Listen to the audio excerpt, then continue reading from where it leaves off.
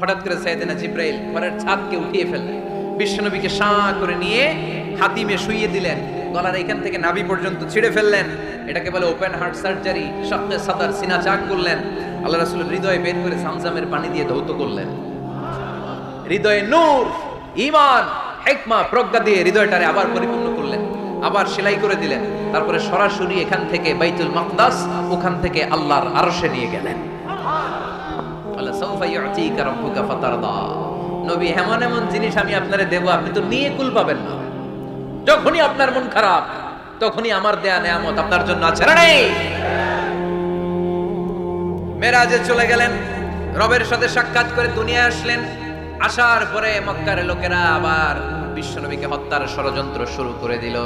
বিশ্বনবী ডানে যাওয়ার জায়গা পায় না, বায়ে যাওয়ার জায়গা পায় না, সামনেও যেতে পারে না, পেছনেও যেতে পারে না।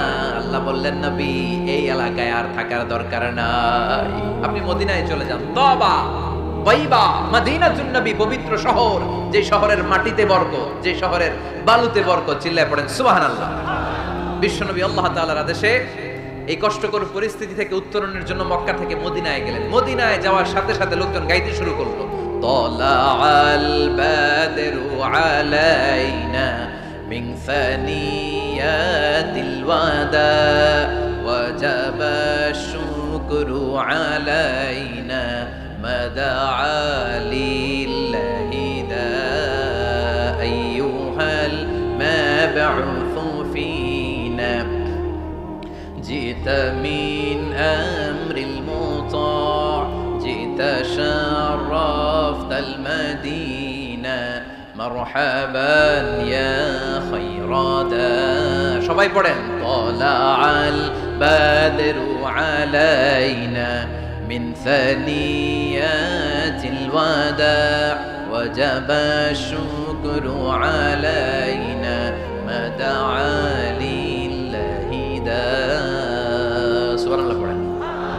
মক্কায় অত্যাচার, মক্কা থেকে গেলেন, সবাই ফুল নিয়ে দাঁড়ায় আছে আর পড়তে আরম্ভ করছে, তালা আল বদরু আলাইনা। আবার বৃদ্ধ বনিতা, মদিনার ছোট বড় মাঝারি নারী পুরুষ কেউ বাদ যায় নাই, সবাই বিষ্ণু ইসলামকে ওয়েলকামিং রিসেপশন দেওয়ার জন্য চলে এসেছে। দৃশ্য দেখে বিশ্বনবীর মন খারাপ ছিল, আবার মন ভালো হয়ে গেল।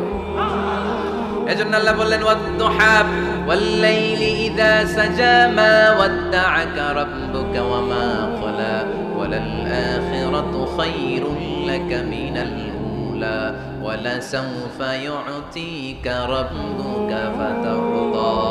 সুবহানাল্লাহ পড়েন আওয়াজ করে, ওয়ালাসাউফা ইউ'তিকা রাব্বুকা ফাতারদা। এ নবী, এমন এমন জিনিস দিব আপনি খুশি হয়ে যাবেন, খুশি হয়ে যাবেন। মদিনাতে যে আল্লাহ রাসূল সাল্লাল্লাহু আলাইহি ওয়াসাল্লাম মসজিদে নববী প্রতিষ্ঠা করলেন, আল্লাহ তাআলা কিবলা চেঞ্জ করে দিলেন। আগে পড়তো মক্কার দিকে নামাজ, এখন পড়ে ফিলিস্তিনের দিকে নামাজ। 16 থেকে 17 মাস রাসূল সাল্লাল্লাহু আলাইহি ওয়াসাল্লাম ফিলিস্তিনের দিকে, মানে ইহুদিরা যে দিকে নামাজ পড়ে ওই দিকে হয়ে নামাজ করলেন। কারণ আদেশটা কার? জোরে বলেন সবাই, আদেশটা কার? কিন্তু নবীর মন মানে না। নবীর মনে বড্ড আশা, আমার জন্মস্থান, আমার প্রিয় শহর মক্কার কাবা ঘরের দিকে যদি আমি সেজদা দিতে পারতাম আমার বড্ড ভালো লাগতো।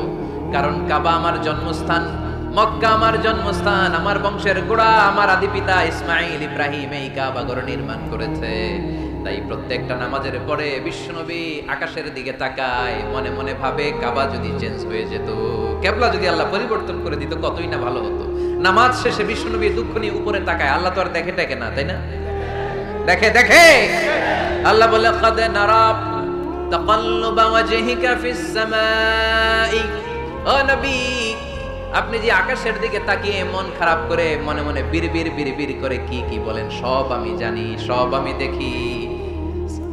ফাওয়াল্লি ওয়াজহাকা শাতরাল মাসজিদিল হারাম। আর দেরি নয়, আর কাল বিলম্ব নয়, যেখানে ফিরে আপনার সেজদা দিতে মনে চায়, আজ থেকে আপনার কিবলা আমি মুহূর্তেই পরিবর্তন করে দিলাম গো নবী।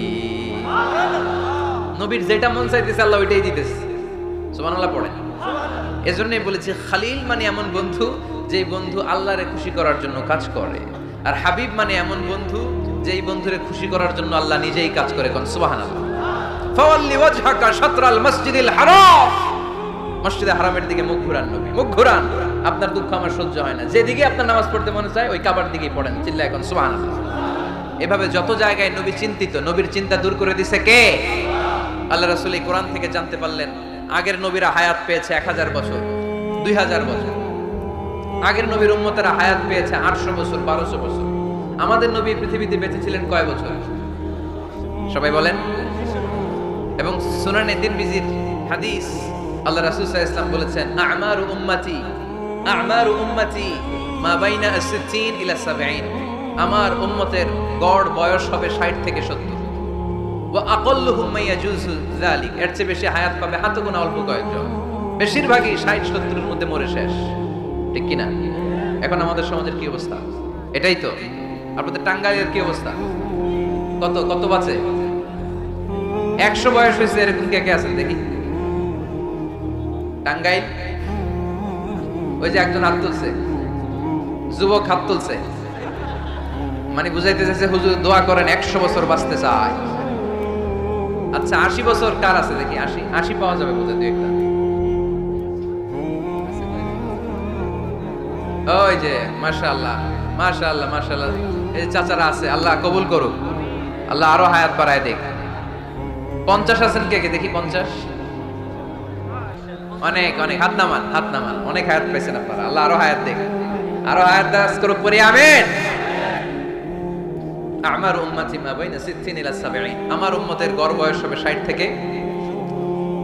এই কথা শোনার পরে বিশ্বনবী আবার কাঁদতে শুরু করলেন, কারণ বিশ্বনবীর টেনশন হচ্ছে আগের উম্মতেরা হায়াত পাইছে বেশি, ইবাদত করছেও, আমার উম্মত হায়াত পাইছে কম, ইবাদতের সুযোগও। আরে আমার উম্মতের কি হবে? আমার উম্মতের কি হবে? এই নবী তো এমন নবী, সব নবীকে আল্লাহ একটা দোয়া করার সুযোগ দিয়েছিলেন, যে দোয়াটা করা মাত্রই কবুল। এটাকে আরবিতে বলে দাওয়া মুস্তাজাবা, লিকুল্লি নবিয়িন দাওয়া মুস্তাজাবা। সব নবীকে আল্লাহ একটা করে দোয়া করার সুযোগ দিয়েছে, আর এই দোয়াটা করা মাত্রই কবুল। আর সব নবীরা দুনিয়াতেই ওই দোয়া করে ফেলেছে। আল্লাহ রাসূল সাল্লাল্লাহু আলাইহি ওয়াসাল্লাম বলেছেন, ওয়া ইন্নী আখতাবিউ দাওয়াতি শাফাআতান লি উম্মতি ইয়াউমাল কিয়ামা। ওই দোয়াটা আমি দুনিয়ায় করি নাই, ওই দোয়াটা আমি তোমাদের জন্য কিয়ামতের ময়দানে যাতে তোমাদেরকে সুপারিশ করে জান্নাতে ঢুকাতে পারি, ওই জন্য রেখে দিয়েছি। কত কষ্টে বিষ্ণু ইসলাম ছিলেন, খাবার ছিল না, পেটে পাথর বেঁধেছেন। যদি বলতেন আল্লাহ ওই দোয়াটা করলাম, আপনি খাবার দেন, জান্নাতের খাবার পাঠিয়ে দিত কে? উহুদের ময়দানে দাঁত ভেঙেছেন, রক্ত ঝরেছে, যদি দোয়াটা করতেন মুহূর্তে বিজয় দিত কে? কোন পরিস্থিতিতে ওই দোয়াটা বিশ্বনবী করছেন? রেখে দিয়েছে। দেখেন অন্য নবীর সাথে আমার নবীর অ্যাটিটিউডে পার্থক্য। অন্য নবীরাও চাইলে রাখতে পারতো এদের উম্মতের জন্য, না, বিপদের দিনে ওটা কাজে লাগাই ফেলছে। প্রত্যেক নবী একটা করে দোয়া করার সুযোগ পেয়েছিল, যে দোয়াটা করা মাত্রই কবুল। সব নবীরা দুনিয়াতেই শেষ, একমাত্র শুধুমাত্র কেবলমাত্র আমার আর আপনার নবী ছাড়া রেখে দিয়েছেন, তিনি রেখে দিয়েছেন ওই দোয়া আমাদের জন্য, আমার জন্য, আপনার জন্য, আমাদেরকে বাঁচানোর জন্য ওই দোয়া রেখে দিয়েছে। চিল্লায় বলেন ঠিক কিনা? রেখে দিয়েছেন। কাঁদতে লাগলেন, আল্লাহ আগের উম্মতেরা হায়াত পেয়েছে 1000 বছর, ইবাদত করেছে বেশি, আমার উম্মতেরা 60 আর 70 এর মাঝখানে মরলে এদের নসিবে কি হবে? আমার উম্মতের তো ইবাদতের সংখ্যা কম। আবার কান্না শুরু করলেন, মন খারাপ, আল্লাহ দেখে। নবীর যে মন খারাপ আল্লাহ দেখে। আল্লাহ নাজিল করলেন, ইন্না আনজালনাহু ফি লাইলাতিল কদরি ওয়া মা আদরাকা মা লাইলাতুল কদর লাইলাতুল কদরি খায়রুম মিন আলফি শাহর। সুবহানাল্লাহ পড়েন। আল্লাহ বলে, নবী আপনি কাঁদবেন না, আপনার চোখের পানি আমার সহ্য হয় না। অন্যান্য নবীর উম্মতদেরকে হায়াত দিয়েছি বেশি, কদরের রাত দেই নাই। আপনার উম্মতকে যদিও হায়াত লম্বা দেই নাই, কিন্তু আপনার উম্মতকে আমি লাইলাতুল কদরের রাত দিয়েছি গো নবী। লাইলাতুল কদরি খায়রুম মিন আলফি শাহর, 1000 মাসের চেয়ে সেরা। এই এক কদরের রাতে যদিও 60 থেকে 70 বছরের মধ্যে মারা যাবে, কিন্তু এই এক কদরের রাতে ইবাদত করলে 1000 বছর ইবাদত করলে যে সওয়াব, তার চেয়ে বেশি সওয়াব আপনার উম্মতের আমলনামায় ঢুকায় দিবে কে? আল্লাহ। খায়রুম মিন আলফি শাহর, 1000 বছর। 1000 বছরে হয় 83 বছর 4 মাস। আলফি শাহর 1000 মাস, 1000 মাসে হয় 83 বছর 4 মাস। এজন্য কদরের রাতে ইবাদত করতে রাজি আছেন তো? বিশ্বনবীর যেখানেই মন খারাপ, মন ভালো করে দেয় কে? সর্বশেষ কিয়ামতের ময়দানে মাকামে মাহমুদে বিশ্বনবীর সিজদায় পড়ে কাঁদবেন। আল্লাহ বলবেন, জিব্রাইল যাও, দুনিয়ায় কান্না সহ্য করতে পারি নাই, আজ কিয়ামতের ময়দানেও আমি আমার নবীরে কাঁদতে দেব না। ইযহাবিয়া জিব্রাইল কুল্লাহু মা ইউবকি, যে আমার নবীরে বলো, নবী আপনি কাঁদেন কেন? সাইয়েদনা জিব্রাইল যে বললেন, নবী আল্লাহ জিজ্ঞেস করেছেন আপনার কান্নার কারণ কি? বিশ্বনবী তখনও সিজদা থেকে মাথা তোলেন না, সিজদায় পড়ে উত্তর দেয়, উম্মতি উম্মতি উম্মতি উম্মতি রব্বি হাবলি উম্মতি। আল্লাহ আমার গুনাহগার উম্মতের কি হবে? আল্লাহ আমার উম্মতের কি হবে? আল্লাহ আমার উম্মতের কি হবে? আল্লাহ বললেন, জিব্রাইল তাড়াতাড়ি যাও, আমার নবীর কান্না আমার সহ্য হয় না। আমার নবীর কানে কানে যে বলো, ইন্না সানুরদিকা ফি উম্মাতিক। দুনিয়াতে যেমনি আপনি পেরেশান অবস্থায়, মন খারাপ অবস্থায় আমি আপনার মন ভালো করে দিয়েছি, আজকে আপনার উম্মতের ব্যাপারেও এমন একটা ঘোষণা আসবে, ওই ঘোষণা পেয়ে আপনি আজও খুশি হয়ে যাবেন গো নবী, আজও খুশি হয়ে যাবেন। ইরফা রাসাক, নবী আপনি মাথা তোলেন, মাথা তোলেন, আর সিজদায় পড়ে থাকবেন না। ইরফা রাসাক, মাথা তোলেন। সাল তুতা, কি চাইবেন চান, দিয়ে দেব। ওয়াশফা তুশাফা, যার জন্য রেকমেন্ডেশন করবেন, যার জন্য সিগনেচার করে দিবেন, যার জন্য সুপারিশ করে দিবেন, তার সুপারিশ কবুল করে নেব। চিল্লায় কোন সুবহানাল্লাহ। এরপর বিশ্বনবী সুপারিশ করতে শুরু করবেন আর আমাদেরকে জান্নাতে ঢোকাতে শুরু করবেন। তারপরেও নবী ক্ষান্ত হবেন না। এরপর একটা পতাকা হাতে নেবেন, ওই পতাকার মধ্যে লেখা আলিফ লাম হা মিম দাল, মানে আলহামদু, লিওয়াউল হামদ, প্রশংসার পতাকা। ওইটা নিয়ে জান্নাতের দরজার সামনে দাঁড়াবেন। তখনও পেরেশান, সবাইকে নিয়ে, উম্মতের সব জান্নাতীদেরকে নিয়ে বিশ্বনবী দরজার সামনে দাঁড়িয়ে নক করবেন। ভিতর থেকে জিজ্ঞেস করা হবে, মান আনত, কে আপনি? আল্লাহ রাসূল বলবেন, আনা মুহাম্মদ। তখন রক্ষী ফেরেশতা বলবে, ঠিক আছে, আল্লাহ বলেছে আপনার আগে কারো জন্য যেন এই দরজা না খুলে। মুহূর্তের মধ্যে জান্নাতের দরজা খুলে দেয়া হবে। বিশ্বনবী প্রশংসার পতাকা নিয়ে সব উম্মতকে নিয়ে জান্নাতে ঢুকে যাবে।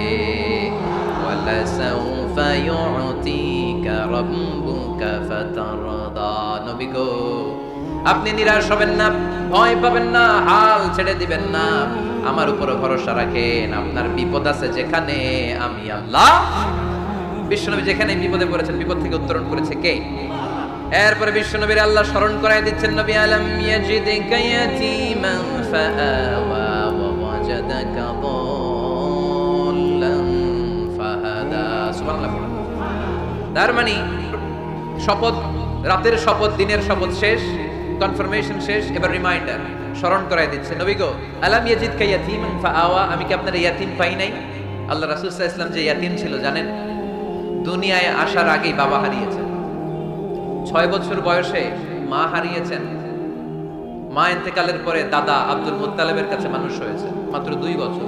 আল্লাহ রাসূলের বয়স যখন 8, দাদাকেও হারিয়েছেন। তারপরে চাচার কাছে ইয়াতীম নবী মানুষ হয়েছেন। আল্লাহ বললেন, নবী টেনশন কিসের? ওই যে আপনি ছোট্টবেলায় ইয়াতীম ছিলেন, আমি নিজেই আপনার চাচার মাধ্যমে আপনার লালন পালনের ব্যবস্থা করে দিয়েছি। আলাম ইয়াজিদিকা ইয়াতীমান ফাআওয়া, আপনি ইয়াতীম ছিলেন, আমি আপনার লালন পালনের ব্যবস্থা করলাম। ওয়া ওয়াজাদাকা দাল্লান ফাহাদা, আপনি পথ খুঁজছিলেন, আমি পথ দেখিয়েছি। আপনি ছিলেন দাল্লান। দল শব্দের একটা অর্থ হচ্ছে ভ্রষ্ট বা গোমরা। আল্লাহ রাসূল কি ভ্রষ্ট ছিল? গোমরা ছিল না। আল্লাহ রাসূল ভ্রষ্ট ছিলেন না, গোমরা ছিলেন না। যদিও অফিশিয়ালি তিনি 40 বছর বয়সে নবী হয়েছেন, কিন্তু ওনার 40 বছরের আগের জীবনেও আমাদের জন্য অনুকরণীয়, অনুপম আদর্শ। চিল্লায় বলেন ঠিক কি না? এখানে দলের অর্থ হচ্ছে, নবী, you are searching the right way, then I guided you to the right way. You are searching the truth, আপনি সত্য পথ খুঁজছিলেন, খুঁজে পাচ্ছেন না, কোনটায় কোনটায়? আপনি পথ হারা পথিকের মতো খুঁজছিলেন। অনেক সময় হয় না কি রে, টাঙ্গাইল যাব, রাস্তা কি এইটা না ওইটা? মাঝে মাঝে আমরা দোদুল্যমান থাকি, আছে না নাই? আল্লাহ বললেন, নবী আপনি সত্য খুঁজছিলেন, সত্য কি এদিকে না ওদিকে? আমি বললাম, নবী ওই দিকে নয়, আপনি এই দিকে যান। এভাবে আমি আপনার পথ দেখিয়েছি। চিল্লায় এখন সুবহানাল্লাহ। আমরা যখন পথ ভুলে যাই, পথ দেখায় কে? জোরে বলতে হবে কে?